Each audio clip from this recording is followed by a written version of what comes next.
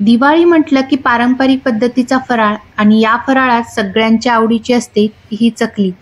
चकलीला तर कोणी नाही म्हणू शकत नाही. तर आज आपण दिवाळी फराळामध्ये भाजणीची चकली कशी करायची ते बघणार आहोत. जर तुमची भाजणीची चकली बिघडत असेल तर या पद्धतीने एकदा ही भाजणीची चकली करून बघा. तर इथे बघा चकलीला किती छान असे काटे पडलेले आहेत. भाजणी जर आपली योग्य प्रमाणात असेल ना तर चकली देखील आपली छान अशी खमंग आणि खुसखुशीतच होते. तर इथे चकलीची भाजणी करण्यासाठी मी सोना मसुरी तांदूळ घेतलेला आहे आणि तो या कपने मी 4 कप इतका घेतलेला आहे. जर कप नसेल ना घरी तर अशी एखादी वाटी घ्यायची कुठलीही आणि त्या वाटीने सगळं साहित्य आपल्याला मोजून घ्यायचं आहे. भाजणीसाठी तुम्ही कुठलाही जुना तांदूळ घ्यायचा आहे किंवा डॅश तांदूळ देखील तुम्ही घेऊ शकता. आता हा जो तांदूळ आहे ना तो आधी आपल्याला धुवून घ्यायचा आणि एका कापडावरती असा पसरवून घ्यायचा आहे आणि 1 दिवस तरी हा तांदूळ आपल्याला पूर्णपणे असा सुकवून घ्यायचा आहे. तर इथे आपण तांदूळ 4 कप घेतले होते, त्यासाठी आपल्याला 2 कप इतकी हरभरा डाळ लागणार आहे, 1 कप उडीद डाळ, अर्धा कप पोहे, अर्धा कप साबुदाणा आणि 1/4 कप इतके आपल्याला जिरं लागणार आहे, म्हणजेच 25 ग्रॅम इतकं हे जिरं आहे. तर आता काय करायचं, तांदूळ तर आपण धुवून वगैरे घेतलेले आहेत. तर या ज्या डाळी आहेत ना त्या काही आपल्याला धुवायच्या वगैरे नाही, त्या फक्त अशा पुसून घ्यायच्या आहेत. ही 1 कप उडीद डाळ पण आपल्याला कापडानेच अशी पुसून घ्यायची, धुवून वगैरे काही घ्यायची नाही आपल्याला. सगळ्या ज्या डाळी आहेत ना त्याच अशा पुसून घ्यायच्या आहे. आता एका भांड्यात काढून घेऊ. आता सगळ्या डाळी वगैरे पुसून झालेल्या आहेत. तर आता आपण भाजणीला सुरुवात करूया. त्यासाठी अशी जाड बुडाचीच कढई घ्यायची आहे, म्हणजे भाजणी जी आहे ना ती एकसारखी अशी भाजली जाते. तर आता आधी आपण तांदूळ भाजून घेऊया. तांदूळ भाजताना ना अगदी खूप लाल करायचे नाहीत, असे हलकेच भाजून घ्यायचे आहेत, म्हणजे चकली जी आहे ना ती आपली तुटणार नाही. खूप जर भाजले ना तर चकली तुटू शकते, त्यामुळे अगदी असे हलकेच भाजून घ्यायचे आहेत. तांदूळ भाजताना गॅसची आच आपल्याला मध्यम ठेवायची आहे, खूप जास्त जोरात नाही आणि खूप असं बारीकही गॅस आपल्याला करायचा नाही. एकदा ना असा हा सोना मसुरी तांदूळ भाजणीसाठी वापरून बघा, खूप छान अशा चकल्या होतात, म्हणजे अतिशय कुरकुरीत म्हणतो ना त्या पद्धतीच्या चकल्या होतात. तर इथे बघा हा तांदूळ आता भाजत आलेला आहे. तर तांदूळ भाजत आला कसं ओळखायचं, तर तांदळाला ना एक खमंग असा वास यायला लागतो, तेव्हा समजायचं की आपला तांदूळ भाजत आलेला आहे. आता हा तांदूळ आपण एका ताटात काढून घेऊया. ताटामध्ये भाजणी काढताना ताटामध्ये असा खाली पेपर ठेवायचा आणि त्यावरच आपल्याला भाजणी काढून घ्यायची आहे, म्हणजे खाली तांदळाला आहे ना घाम येणार नाही, त्यामुळे असा खाली पेपर टाकून ठेवायचा. हे जे तांदूळ आहेत ना ते असे पसरवून घ्यायचे.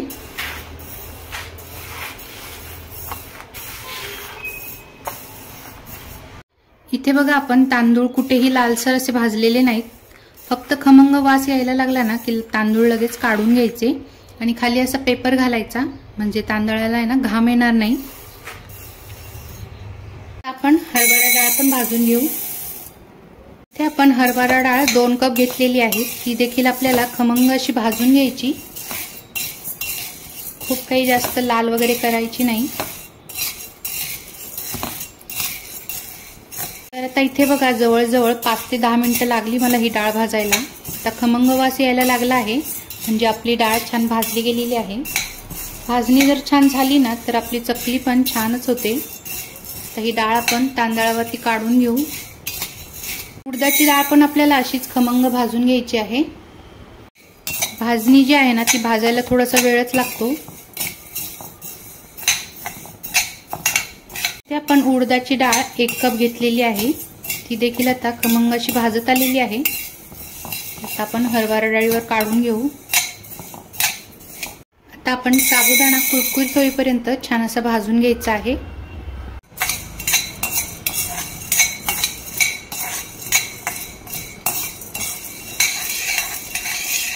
इथे बघा आता साबुदाणा छान भाजला आहे, तो पण आता काढून घेऊ। पोहे पण आपल्याला छान कुरकुरीत होईपर्यंत भाजून घ्यायचे आहेत। भाजणी जर आपली छान अशी भाजली गेली ना तर चकली देखील आपली छान अशी कुरकुरीत होते। इथे बघा पोहे पण आपले छान कुरकुरीत असे भाजून झालेले आहेत। पोहे भाजायला जास्त काही वेळ लागत नाही। आता हे पोहे आपण काढून घेऊ। आता जिरं भाजून घेऊ। हलकंच असं भाजून घ्यायचं, खूप जास्त पण आपल्याला भाजायचं नाही। जिरं भाजताना बघा खमंग असा वास यायला लागतो, तेव्हा लगेचच आपल्याला हे जिरं काढून घ्यायचं आहे। आता हे जिरं मी काढून घेते। इथे बघा सगळी भाजणी आपली भाजून झालेली आहे। आता ही भाजणी पूर्णपणे थंड होऊ द्यायची आणि नंतरच मग गिरणीतनं दळून आणायची आहे। भाजणी दळताना गव्हावर किंवा बाजरीवर अजिबात दळून आणू नका।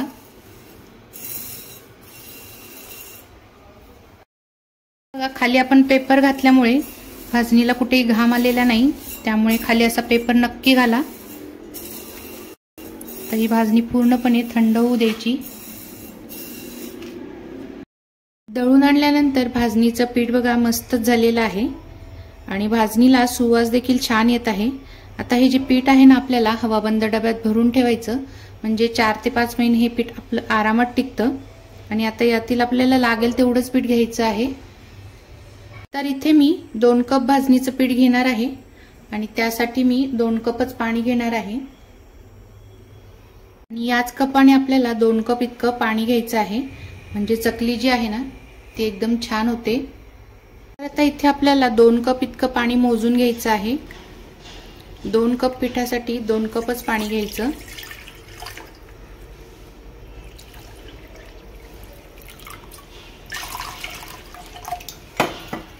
तर या पिठाची आपल्याला उकड काढून घ्यायची आहे, त्यासाठी अशी पसरटच कढई घ्यायची। तर या पाण्यामध्ये आपल्याला 2 चमचे तिखट घालायचं आहे। तिखट आपलं जे घरातलं तिखट असतं ना ते घ्यायचं, काश्मीरी तिखट वगैरे घ्यायचं नाही। 2 चमचे तीळ घालायचे आहेत, 1 चमचा ओवा आणि 1 चमचा मीठ घालायचं आहे। यामध्ये आपल्याला 2 चमचे इतकं तेल घालायचं आहे।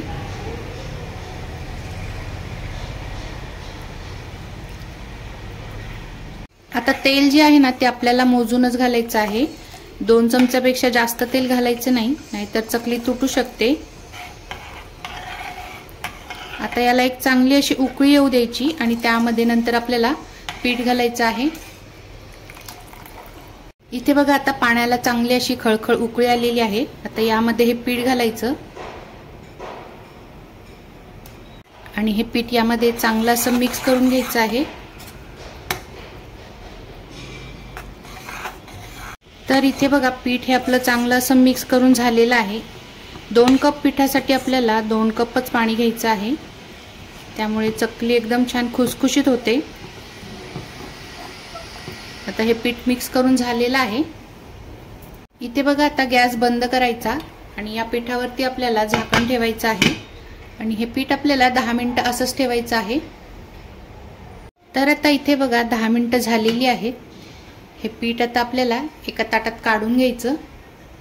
आता हे पीठ आपल्याला एका ताटामध्ये काढून घ्यायचं आणि चांगलं असं मळून घ्यायचं आहे।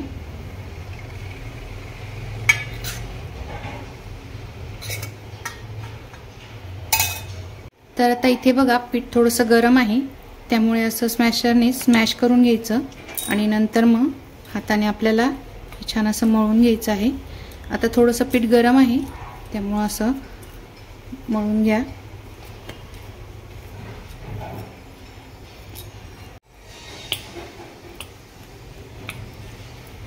आता हातानेच आपल्याला हे चांगलं असं मळून घ्यायचं आहे।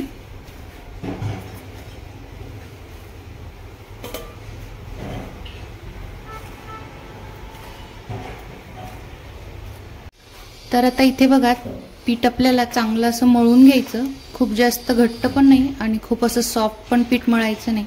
घट्ट जर पीठ मळलं ना तर चकलीला काटे असे चांगले येणार नाहीत,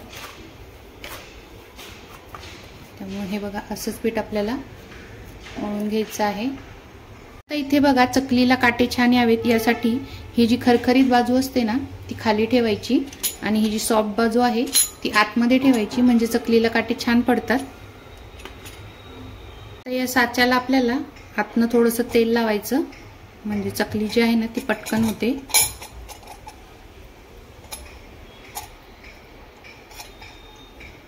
आता हा जो पिठाचा गोळा आहे ना तो मावेल इतका यामध्ये घालायचा. पूर्णपणे असं भरून घ्यायचं, कुठेही जागा ठेवायची नाही.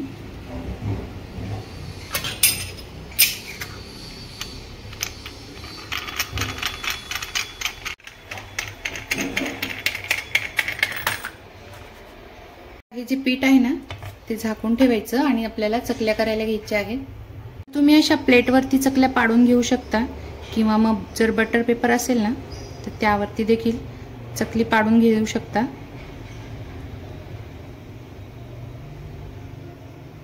हे बघा चकलीला काटे किती छान आलेले आहेत. असे 3 ते 4 वेळे आपल्याला घ्यायचे आहेत. आणि हे जे टोक आहे ना ते बंद करून घ्यायचं. एकाच वेळेस आपल्याला 2 ते 3 अशा चकल्या पाडून घ्यायच्या.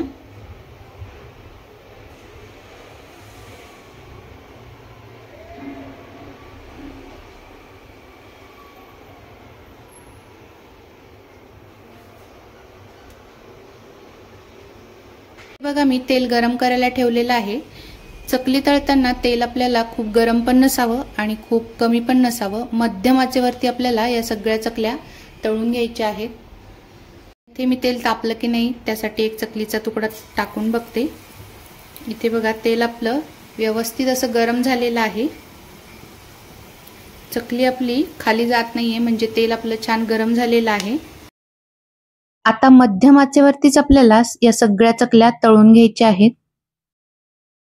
आपल्याला एकाच वेळी 2 ते 3 चकल्या तेलामध्ये घालून घ्यायच्या आहेत.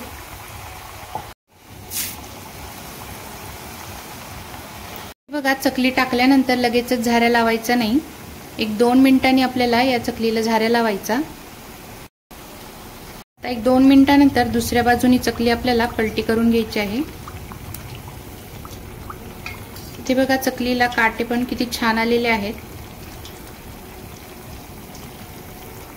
इथे बघा तेलाचे बुडबुडे कमी झालेले आहेत. आता या स्टेजला आपल्याला ही चकली काढून घ्यायची आहे. चकली तळताना गॅसची आच मध्यम ठेवली ना की चकली छान आतपर्यंत तळली जाते आणि चकली आपली कुठेही अजिबात तेलकट होत नाही.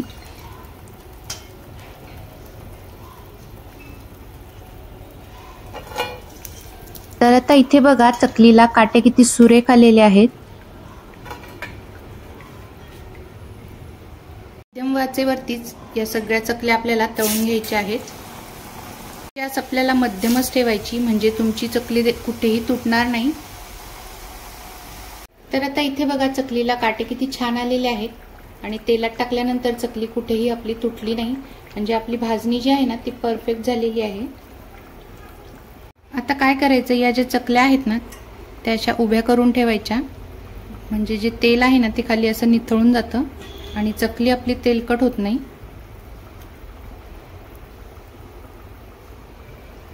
चला तर मग या पद्धतीने एकदा भाजणीची चकली करून बघा आणि तुमची चकली कशी झाली ते देखील मला कमेंटमध्ये नक्की सांगा. चला तर मग पुन्हा भेटूया अशाच नवीन रेसिपीमध्ये.